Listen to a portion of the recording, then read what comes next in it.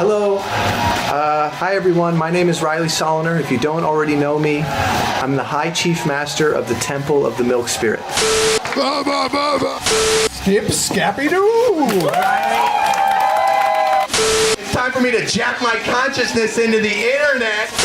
Klon!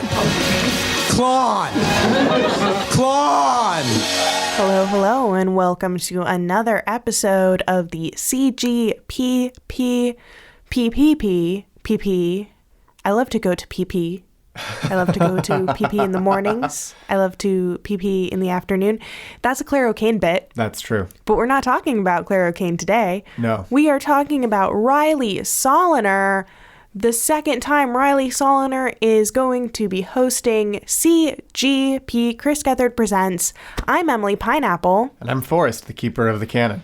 And we're talking about episode 210, Klon 2, $1 billion Bonkies. Woo! Airing on the birthday of Forrest, keeper of the canon, November 6, 2019. Yeah, my gold dip day. It's his gold dip day. And for his gold dip day, he gets a Klon. I'm so happy. Check under your chair. You also get a Klon. Yes. You get a Klon, and you get a Klon. Everybody gets a Klon. A Klon. And I'm super excited to talk about Riley again. This time we're going to go through our 15 favorite social media posts that we have dug up on Riley. And we're also going to talk about clowning. Because what is a Klon but a clown? Without a W. Without a W. It's all they're missing. So the cast and crew of this episode are going to be Justin Angermeyer, reprising his role as Justin Angermeyer. No, as CEO, Brian Fungalhead. Oh, shit. Justin Angermeyer is just the That guy's also name. sounds like a fake name. Yeah, I think we may have thought it was a fake name on our first episode, so we're sorry, Justin. I've been using fungal head as an endearing term for my cat. Yeah, it's a great one. Like, you fungal head. The new kid? Am I saying that right? I think so, yes. These were all people who were, their Instagrams were tagged, and I tried to switch out the real name when the real name was available, but it's not in all cases. Yuri Bagels? Bagels? It's spelled bagels. The ukulele. But I don't know. Their name. They are the ukulele now. Oh, Yuri Ryback. Yuri Bagels is a temporary Twitter name, but their name is Yuri Ryback. So look them up. Yeah.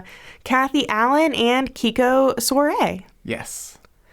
Our bio of Riley, which comes from his website and is going to be abridged because how do you not know who he is, yet you are listening to this podcast, which is not even yet on iTunes. True, we're not on iTunes yet. We're pretty exclusive to our own website right now. We are exclusive to like the 3 people who maybe listen. So Riley is in Queens, New York, originally from Albany, California, in the SF Bay Area. Meaning this is the second week in a row that a Bay Area native is hosting CGP. Very true. He likes reading, going for walks, and relaxing in front of a hot computer. He's a graduate of the Barrow Group Professional Acting Program, directed by founding co-artistic directors Seth Barish and Lee Brock, which sounds like my name. Yeah, a little bit. I'm not going to dox myself, actually. No, don't dox yourself. So I'm Emily Pineapple. Want me to mark to remove that? No. Okay. It's fine. No one's going to figure it out. True. If you figure it out, tell me, and I'll be like, you get the Random Gene Award. You get the no prize. This is Stan Lee here. Excelsior. And I have trained, Riley has trained in theatrical clowning with Lincoln Center's Gene E. Taylor. Yeah. They've done funny videos for IFC, UCB Comedy, College Humor, The Flama, Comedy Central, Go 90, and Curve Cologne. You should also check out his music video, Halloween Vacation, which is very, very good, and his web series, Hi Riley, which is also good. And you can check all those out at youtube.com/Robot Riley. Yes. Easy to remember. Very because easy to he's remember. Klon. Oh, yeah. And he's a robot. and Yeah. he's Riley, Robot Riley. It was also one of his comedy wrestling characters, Robot Riley. Yeah, so just know all of those things and it'll be really easy for you. And if you want to hear more Riley, Riley has been on 3 episodes of the official CGP podcast, which are episode 6, Being Nice is Nice, episode 8, NBD, It's JBD, and episode 20, Complaint Line, which was the most recent episode. On which he was amazeballs. Frequent collaborators, of course, Chris Gethard, David Bloveband, the human fish, who filmed videos for him. Yeah. Bloveband's a filmmaker, and they have done some really fun pair videos with him clearly directing, Oh, yeah. filming, etc. Riley doing hilarious shit. And Jackie Jennings. Who you also may remember from the Connor episode, where her sci-fi show had Connor on as George Lucas. And we have some 15 social media posts, and I want to be real for a second with you, listening audience of 0 humans. Yeah. I didn't look at any of these. I didn't look at any of these. Oh, you didn't look at any of them. So I this looked is going to at be a lot of me talking. 0. This is going to be a lot of you talking, but I did do a fair amount of research on clowning. Yes. And due to an ongoing health condition that I have, I am super fucking low energy right now and have been low energy. So I think that I should actually get the double no prize award for just being here. Okay, and your argument is sound. But yeah, tell us about this social media. The social media I have seen Riley do has been amazing. Okay. So number 1 is what I described as potato yarling, Oh yeah. which is there's multiple potatoes on a chair, and Riley is singing what he said was some Saturday kitchen grunge for my buds. So definitely go check that out. The link to all these posts will be in the show notes. Another one is a tweet, yet again, where he said, "It's up to me to take clowns back from the twisted grip of the Joker." I really liked that movie. But You I did. think that so I could have a whole discussion on clowns now, Right. based on all the research I did on Riley about the joyful clown and the modern anti-hero clown. I don't know if anti-hero is the correct But word. the scary, threatening clown? Yeah, I think that there's 3. There's your classic clown, which, according to a philosopher whose name I completely forget, but in a really interesting video that Riley actually suggested to us about clowning and philosophy, said that clowning is about joy. Yeah, there's the various versions of the clown. There's our classic joyful clown who does all sorts of things that I want to talk about. We have our scary clown, classic It, Right. just monster. Yeah. And then we have our jokers, So your Agent of Chaos clown? Agent of Chaos. No, it's Clayface. But your Agent of Chaos clown, sort of like Joker in some incarnations. Is that what you think? I think so, but I think that it's even more than just an agent of chaos, because there are joyful Agent of Chaos clowns. These True. are pissed off Oh. Agent of Chaos clowns. So clown as a vessel for societal anger. Mm-hmm. That Joker, it sounds like I haven't seen the movie, but Joker yeah. in the movie sounds like he's definitely that. And Yeah. He's been used that way before, for Oh sure. yeah, the thesis is that the women in your life will fail you, but it's not necessarily their fault. It's probably society's, which I think is pretty nuanced given Take that, society. given everything surrounding that movie and all of the ways that character has been previously used.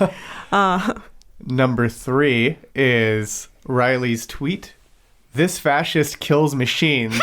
Mega Hitler versus the United Zords of America," which I love because I'm a big fan of Woody Guthrie's guitar, which was labeled "This Machine Kills Fascist." Who's Woody Guthrie? He's a folk singer. He did "This Land Is Your Land," very well-known folk singer. And then the Vlogbrothers also riffed on it with a sticker that you can buy at their store that says "This Machine Kills Fascists." Number 4. "I'm sorry, did you think we're in Istanbul? Because unfortunately, I do not stand your bullshit. Send tweet." It's a pun. I stand Istanbul. I do not. He does not stand bull. He does not stand bull. Shit. It's one of that's easier to. It's definitely better for visual. Yeah. So read that tweet to get it a little bit better. Number 5 hit me on a very deeply personal level, which is the true hashtag Star Wars are fought on an individual internal level. You must bring balance to the Force by practicing a deep understanding of the light and dark within you. And then he replied to himself, also Yoda's balls smell like green tea.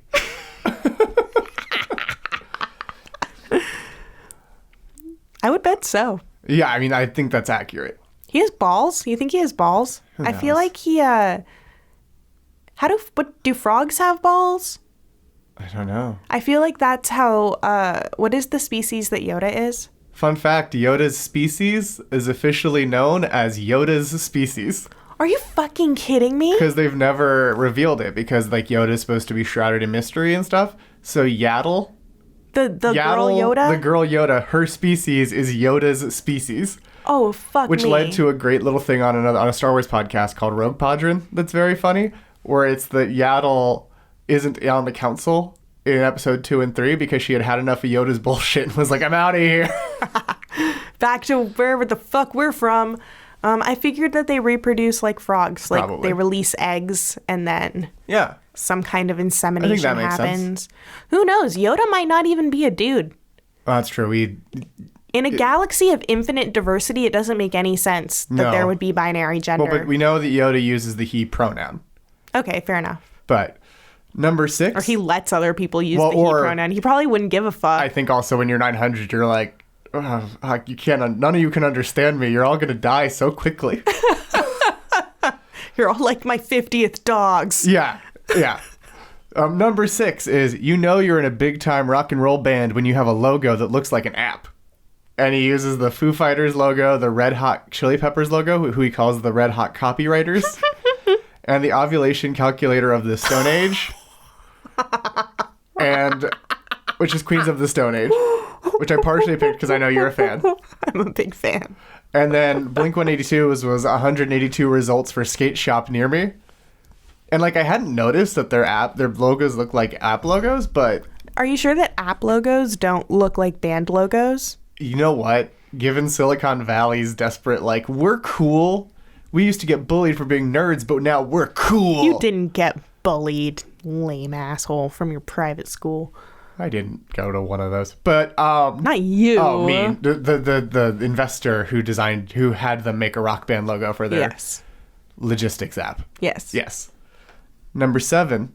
It's 4:20 and I'm drunk in the Nashville airport. What a disgrace.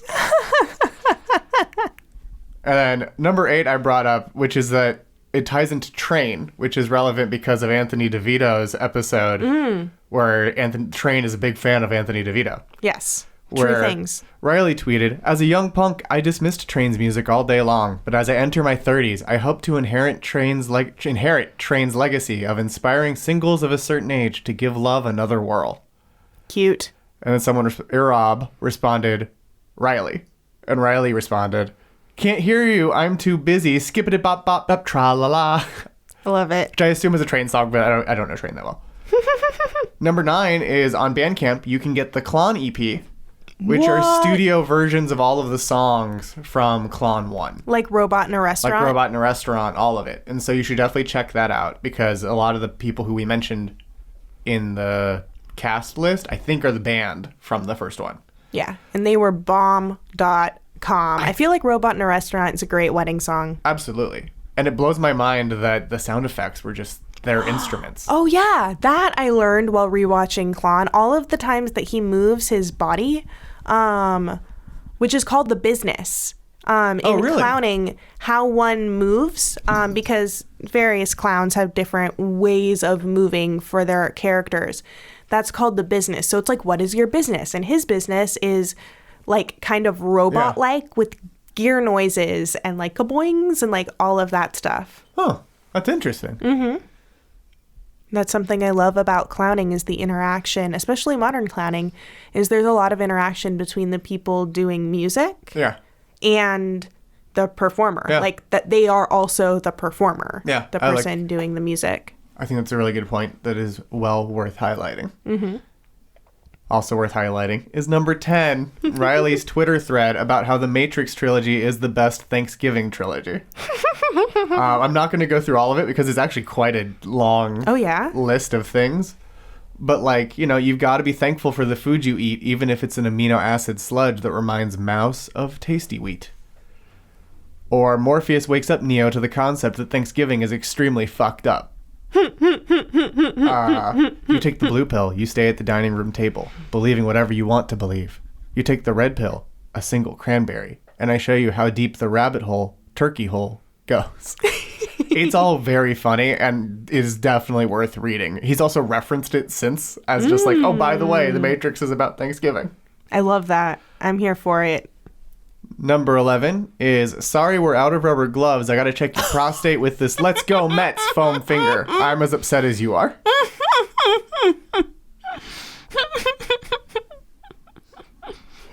Oh, wow. I really like the next one. Yeah. That feels very, very Brian Fungalhead. Yeah, the next one is, I'm bringing it partially because it feels very Fungalhead, but it also is very Andrew Stinger, the Zyper.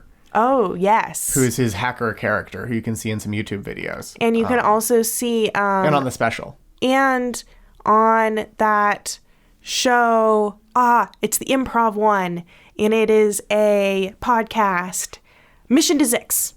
Oh, yeah, you're right. Yeah, in Mission to Zix, he plays, I forget the exact name of the character, but basically Andrew's Stinger. And is really hilarious. Like, the crew has to go to a college campus to find a hacker to, like, do a thing for them. And he types so fast that if he wasn't wearing gloves, then his hands would burn off. That's why he has to wear the gloves, because he's hacking so fast. It's also just... It's also just so relatable to us living here. But so what is it that we're so hyped up about? I am a 30-year-old sociopathic tech billionaire. I'm going to live to be 200. I pay for sex and I microdose psilocybin. I drink Soylent and Huel. My excrement is gray and hard like concrete. I can just see Justin Angermeyer shouting this. Oh, yeah. That line, that feels very Angermeyer. It's so perfect. Oh, my God. Oh, and then number 13, I could also see coming up in the Klon world, which is, I had my VR visor permanently grafted to my face so that if my trifling mother tries to take it off, she'll accidentally take my whole forehead with it.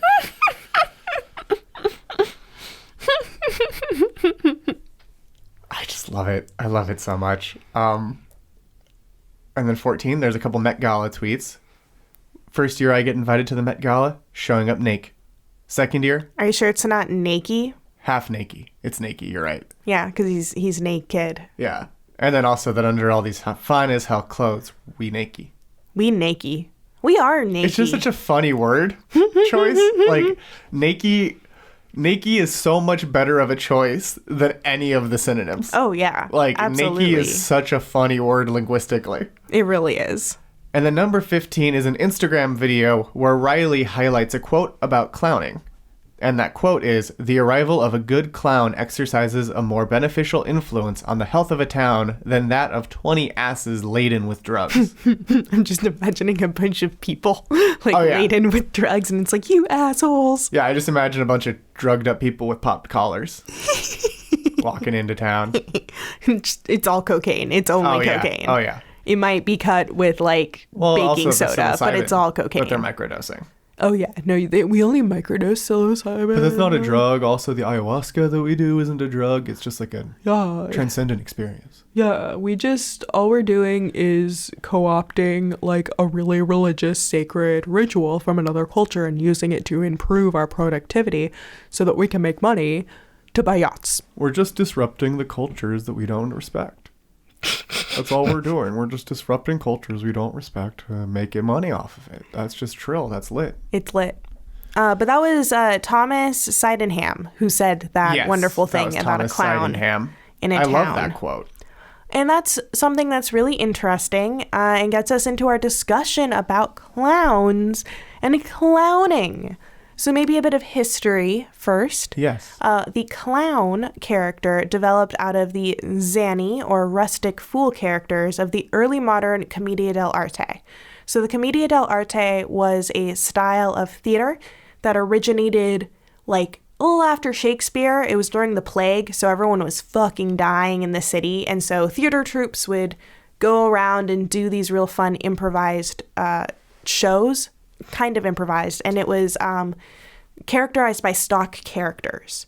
So there would be a pantaloon, so the miserly old man. There would be the lovers. It was typically like the lovers want to get together, but the miserly old man and the doctor, stock character, are trying to get the lover married off to some other creepy old dude for money. And Columbina, her servant, and Harlequin, who is usually the male lover's servant, have to fix things up. And all of these characters have traits. Harlequin is extremely acrobatic. He is he's the clown, kind of.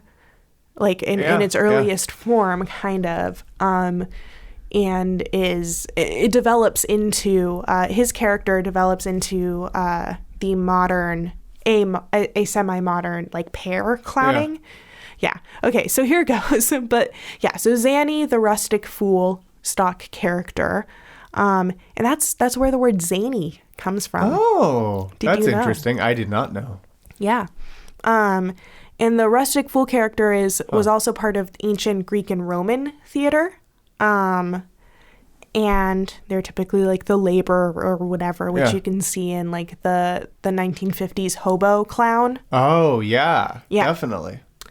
So the classical pairing of the white clown, quote unquote white because of his face is whited out with paint. Yeah.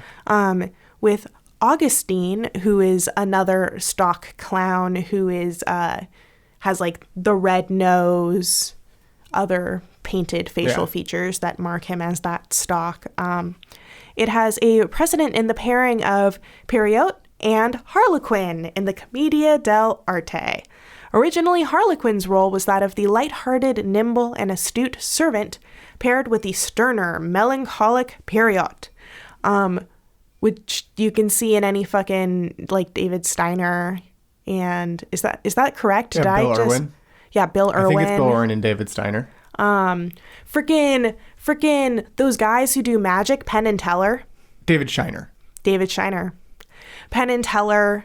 It's a real classic comedy pairing. Laurel and Hardy. It's almost as classic as the hottie nerd combination that any woman who's been to a bar on the prowl looking for goods has seen.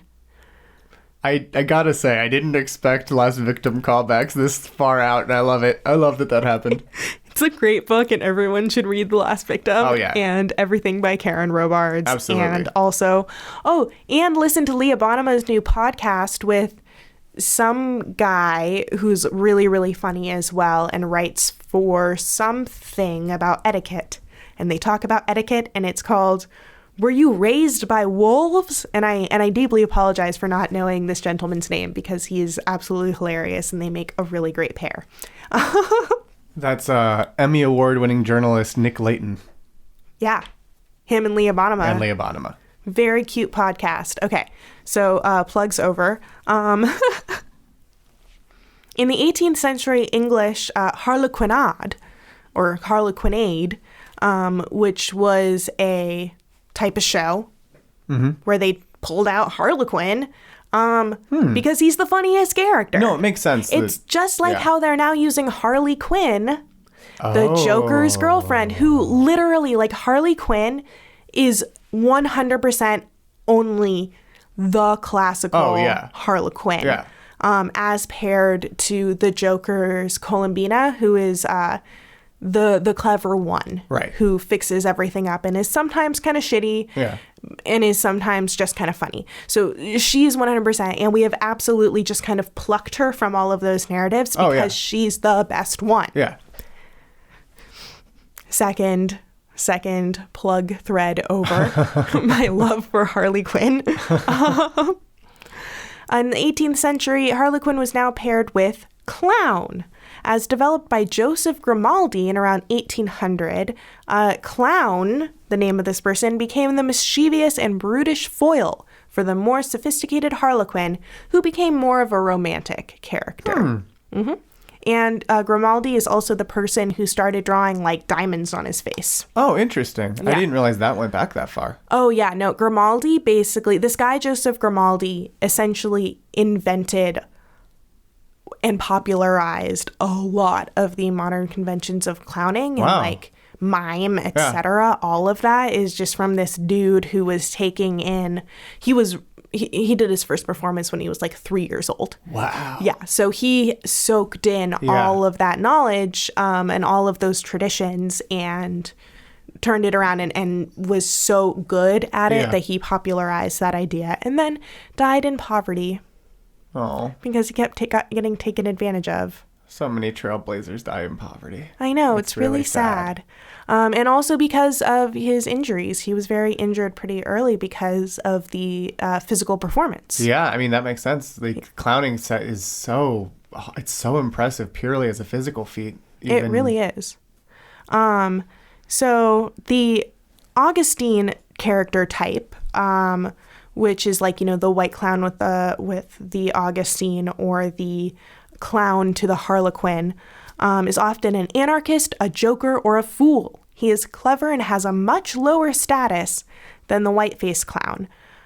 Classically, the white-faced character instructs the Augustine character to perform his bidding. I'm going to start using Fungal Head and Clown. Oh, as your example? Yeah, as my examples, because it's literally this. Yeah.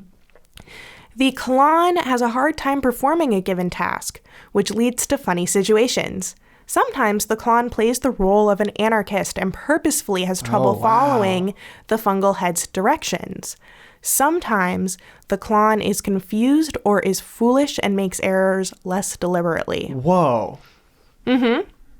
And yeah, just some more interesting stuff that I found about clowning, despite just sort of the really ancient roots and the deep tradition that Riley is pulling from in this creation. We have our Fungal Head, we have our clown, we have also a clown shows what is wrong with the ordinary way of doing things.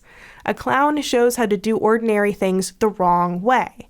By doing ordinary things the wrong way, the clown reveals what would otherwise be perceived as the serious or true state of things in a different fashion. Which is what he's doing. This is all from various Wikipedia articles. Yeah. And like a bunch of videos that we watched that Riley suggested to us. Mostly Bill Irwin and David Shiner. Yeah. Who are fucking incredible. They are amazing. Oh my fucking God. They dance and they do hat tricks. And I think that it's just such a... So the thing that I find interesting about clowns, I feel like I've been very all over the place. Right. And with what Riley is doing is Riley is trying to highlight what is weird and wrong with the tech industry. Yeah.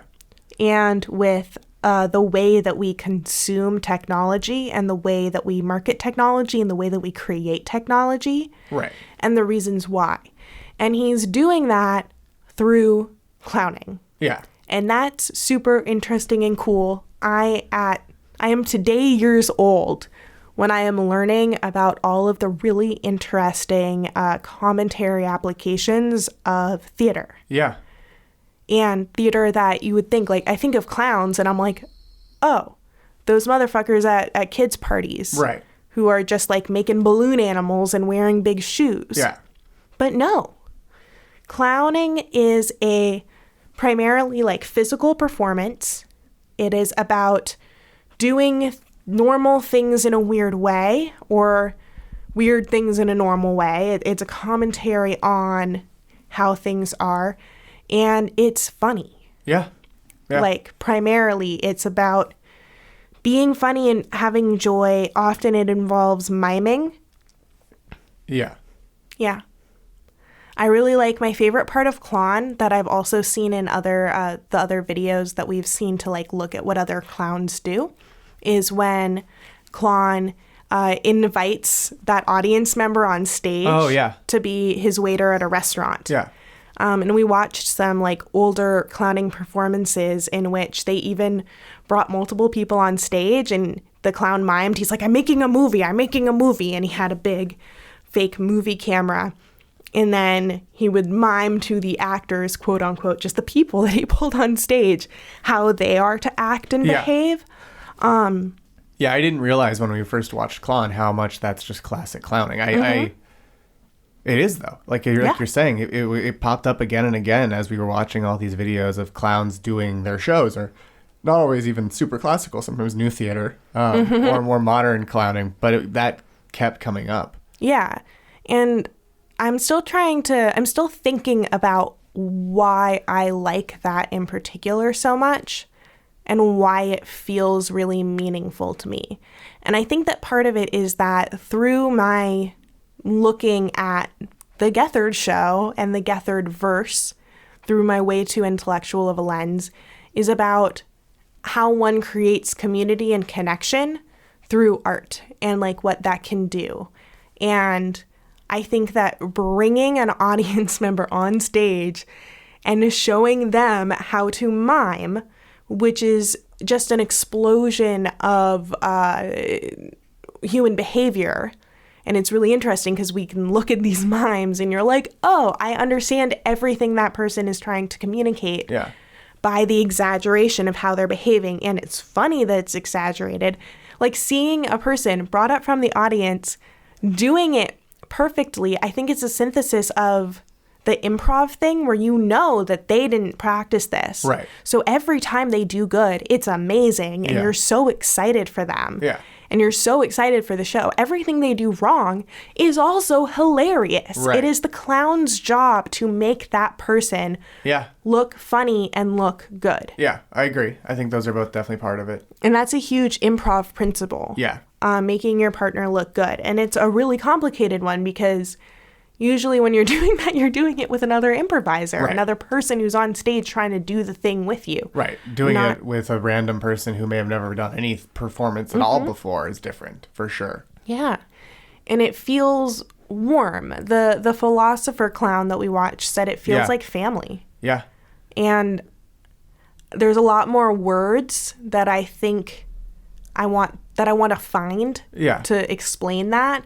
But in my like heart and stomach right now, that's what feels right. It feels like family. And it's this really warm way of exploring societal norms and behaviors that feels safe, that feels inclusive, but also feels like safe to question. It reminds me of the Theater of the Oppressed, too, which was a form of theater where stories were going on stage and anyone could be, you could step in for anyone on stage, right? Yeah, you there's a read number about it of- more yeah. recently, so you can explain better, but... Yeah, so this guy, Boal, in Brazil and many other places, because he had to get the fuck out of Brazil, and this many other people. Boal was the one who wrote it down. It's various types of improv-based theater used to highlight oppressor-oppressed situations and hopefully empower the audience to do something about their situation. Right. Or even just explore their situation or explore options for them. And one of the methods is that they'll create a vignette and then a person can be like, I want to go on stage and act with the actors and perhaps act out a thing that happened to them and this time behave a different way. And that's where it reminds me of that, is that thing where they're empowering the audience to come on and be on stage at a level relatively equal to the clown, especially once the clown is doing the whatever they're doing to react to what they coached the person to do. Yes. So it really is this elevation in status that I think does help build that sense of community, because it's a reminder, and they said this in the clown philosopher video we watched, which we'll link in the show notes, but It's National Geographic. Yeah, it's on YouTube. Fuck nuts. It's amazing. Awesome. but they said that the clown is just like us. Like the clown is just like the people, and by bringing the people on stage and elevating them to a level with the clown, you're concretely illustrating that status. Yeah. Clowning is traditionally clowning, miming, that all of these kinds of physicalized performances throughout its very, very long history, all the way back to ancient Egypt, has most of the time been performed on the streets. Yeah. With humans around them. In France, during Napoleon, they were one of the few performance groups that could actually kind of do satire. Yeah. Because Napoleon forgot about them. That was super interesting. So interesting. And I think that that's something that I have often found tired about satire. I've been satired of it. It's kind of moan and groany. Like, I like a good grimdark fantasy as much as anyone else. More than anyone else. I really, truly enjoyed Joker. Yeah. Which is as grim, dark, pulpy bullshit as it comes. Well, there's worse, but there's definitely more. There's more grim, dark, pulpy bullshit. But I eat it up. I love it.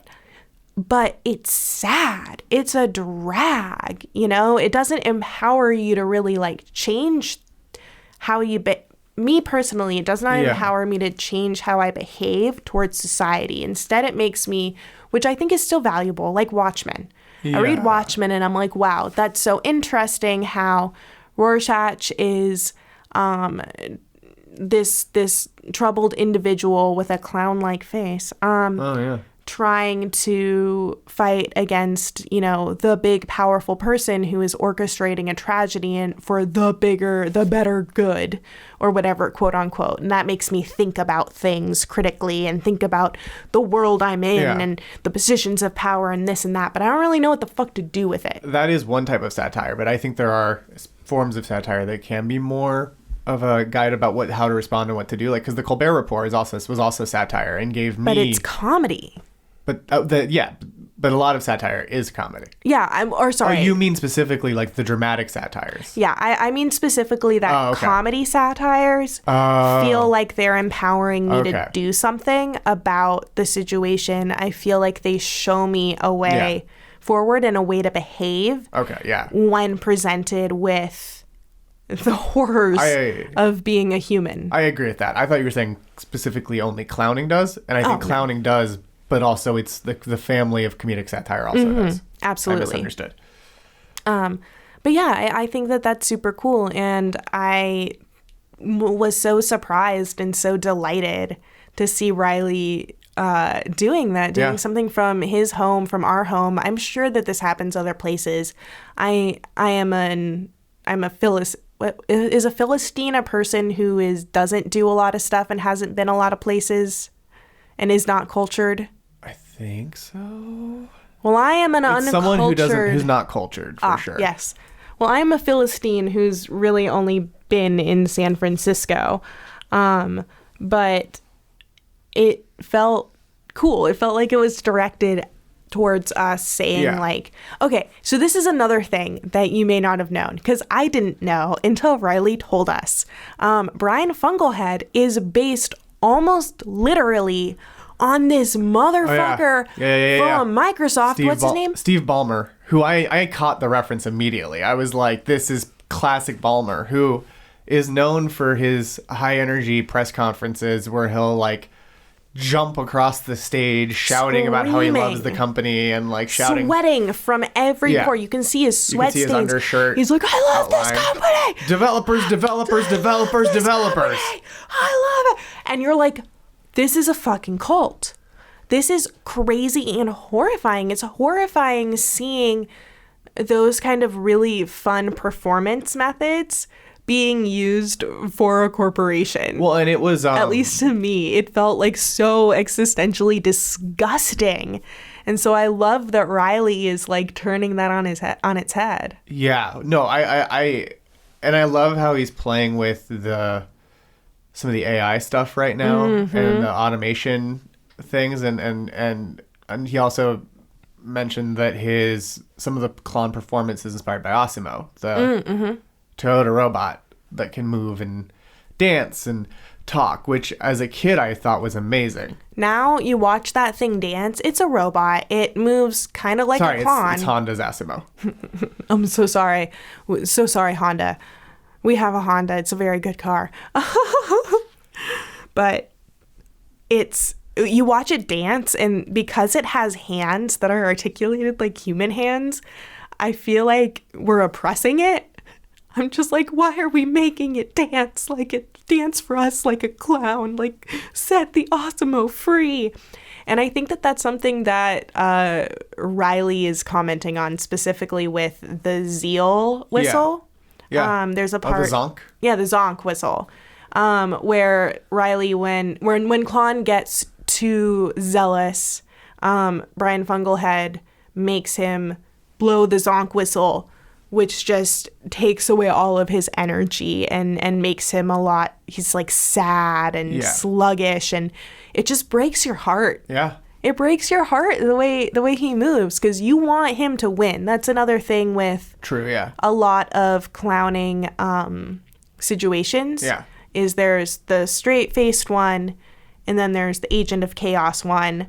And even though the Agent of Chaos is like fucking everything up along the way, you want them to win. They have your heart. They are the heart and emotion. Well, I mean, I know that one of the clowns in the Clown Philosopher movie also said that human suffering and the human condition is the reason clowning is so resonant. Mm-hmm. And I think that that's also part of what Riley is playing with in terms of that, because it's playing with that question of, is technology empowering us or just ultimately another tool that can be used to oppress us?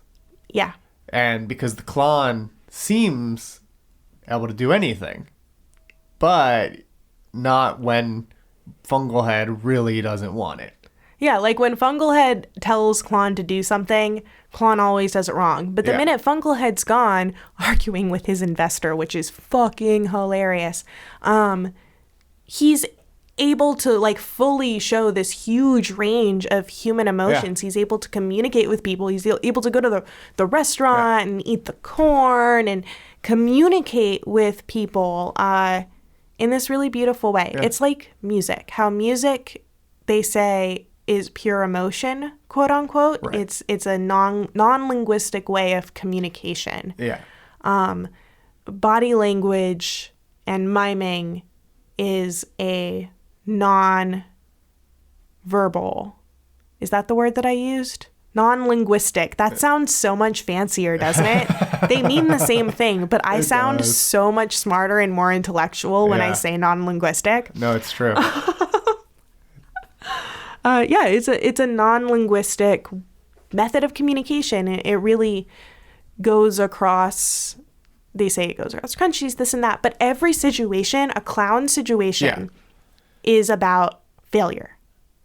Yeah. It's about they're trying to do something, and the comedy is in it getting messed up. Yeah. And if that's not Gethard, I don't know what is. That's the spirit of Gethard. That's the spirit of Gethard, which is the spirit of Paul Sills, which is the spirit of Viola Spolin, which is the spirit of improv. I don't know. I think that that's really cool, and I love that about it as well. My methods of further research for me, I'm really curious about older clown and mime performances, and if they also were based on failures and what kinds of failures. I think that would be a really interesting way anthropologically to look at a society through time. Like, what are the clowns doing? That could be really interesting, yeah. And also how specifically, like, Riley is creating the clown performance. I'm very curious about. I read about how clowns do things, and it's really funny because a lot of their like bits or whatever, they're like, this is the main dish and this is the side dish. Like Bill Irwin's, one of his side dishes is constantly being sucked backstage, like as if he's being pulled by a vortex. That bit was really funny. Yeah. Y'all gotta watch, what is it called? Flight? What was it called? We're going to look that up real quick because it's 44 minutes and it's on YouTube and it's the best thing you'll ever see. It is everything that's wonderful about Monty Python, everything that's wonderful about Klon, everything that's wonderful about Chris Gethard, and all of the bullshit intellectualism that my little heart needs while being like fully Like anyone could watch this and be like, Yeah. what, lol? It's all of it. It is all of those things in these like masterful performers. And it feels like Gethard because the main character, portrayed by Bill Irwin, Yes. is running around the stage sweating and breathing and constantly a step behind. Like he is being acted upon by the forces of everything around the stage. It's the regard of flight. The regard of flight. About the new theater. Yes. But yeah, it's about this one clown, this one guy trying to do a thing and fucking up the whole way and having other people jump in and fuck up his shit. And he's running around and he's trying to hold it together. Chris Gethard. Oh yeah. No, there's definitely a lot of clowning in the whole Gethard, in the spirit of the Gethard show and of CGP in general as well. Because, And David Blovband. and Blovband Human Fish. for sure. But like that's CGP in a nutshell. Is every week a comedian steps into this sort of storm of chaos and is will they pull it off? Will they not? It's going to be great either way. But Yeah. and that's the Gethard guarantee. It is. But I thought that was really cool, learning about clowns, Yeah. learning about the way that they have been through history and the deep historical tradition that Riley is drawing on that I had no idea about. Yeah, no, I was so ignorant of the depths and like the significance and the meaning behind clowning before this research, and so thank you, Riley. Yeah, thank you so much, Like, Riley. thank you for sending us those, and also just doing Clown, because that's really what introduced us to clowning at all, and Yeah. it's so great. Like I'm a fan of it now. Like Oh, I didn't know I'd come out of it being like clowning is a great, amazing art form that I love watching. Yeah. But I do. It's one of those human fundamentals that I now want to research more of it. Yeah. I want to see more performances. Yeah. It makes me want to look up like local people in Yeah. my area. San Francisco has a mime troupe. Yeah, they're great, and they're very satirical. Yeah. They do very sharp edge satire. I've seen like a bit of one. I saw them live at a 4th of July once, and it was very politically edged and satirical in a way that then took me by surprise. But now I'm like, well, of course it is. Yeah. Of course it is. It's clowning. That's what it is. That's the heart of it. And it also makes me want to research and watch for and think about the psychological effects and Yeah. the psychological underpinnings and the anthropological underpinnings of that kind of physicalized performance and what it can do for people. Yeah. That's an area that has really piqued my interest since learning more about improv and getting into the weeds of what all of these CGP hosts are doing. Yeah. Is learning about how theater, the place of theater, quote unquote, by which I really mean comedic theater. Right. Yeah. By which I really mean chaos. Chaos inflicted upon the world Yeah. by performers because fuck it. Because it's- fuck society. Because fuck all of this nonsense. Yeah. Chaos is the only true thing, and we need to interact as chaos with the rules in order for chaos to breathe and also for society to breathe. We Yeah. need a breathing space. We need a processing space. And comedy is a beautiful processing space that helps us deal both with the tragedy of existence, figure out ways for us to relate to the tragedies in our lives, and also just the bullshit Yeah, in our absolutely. lives. That's why comedy was outlawed by the fucking Catholic Church in feudal fucking England after the fall of Rome. They killed all theater and Yeah. all comedy Yeah. because they couldn't deal with satire because Yeah. they needed to enslave populations. That is all true. That is all 100% true, and it's awful. And I mean, comedy is amazing because, yeah, like as you said, it's a processing space, and I think that's why, to take it back together, I think that's why what Gethard called old school Gethard on the CGP podcast this week of like intense emotional vulnerability and then digging your way out through jokes is so effective, and part of why we all love it so much, because comedy is so good at processing those kinds of emotions and feelings, and so pairing them with raw, like, confessional stuff It makes you feel works. strong. Yeah, it makes you feel strong, especially confessional. Laughing feels strong.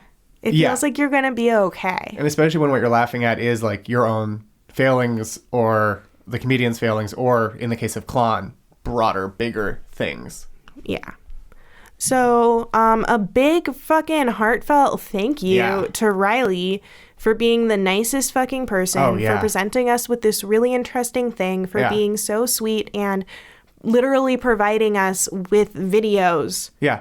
Like I messaged him on Instagram being like, "Oh, like we're doing some research." And he's like, "Behold, all of these videos, all of these And wonderful the clown performances." list is listed on his YouTube page, so Yeah. I'll have a link to that in the show notes. Yeah, like all of the things that influenced him and this wonderful wellspring of research that is like feeding my heart. Yeah.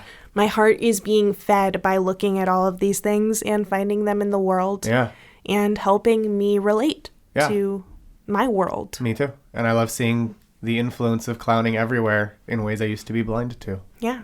So everyone, check the hell out of Klon 2, $1 Billion Bonkies, this Wednesday, November 6th, 8 p.m. Pacific Time, 11 p.m. Eastern.